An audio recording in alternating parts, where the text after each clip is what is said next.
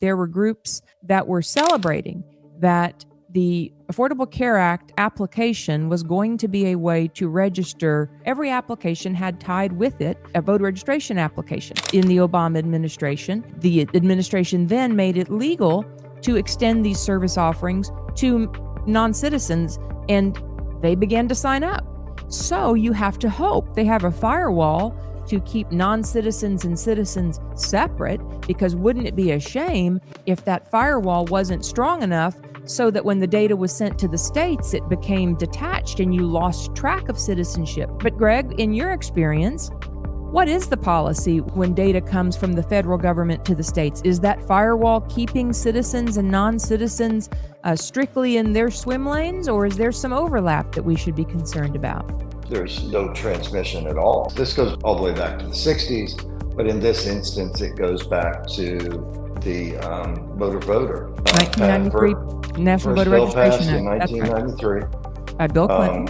I was a cabinet official running the Department of Human Services for Governor Kirk Fordyce in Mississippi.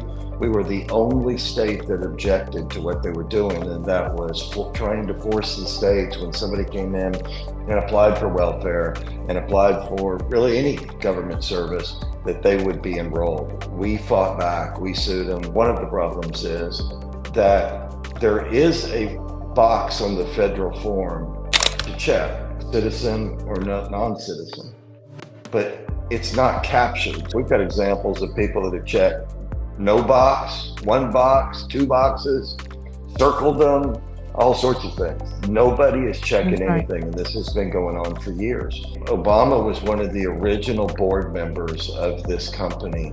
I think it was the early 2000s, maybe, with this report saying how to register 64 million votes with what ended up being Obamacare. That's right. That this first started in 67, then they get motor voter, and then a few years later they get Obamacare, and a few years later, they open the borders, and here we are. So this is the culmination of 60 years worth of planning to ruin the elections in America by allowing non-citizens to vote.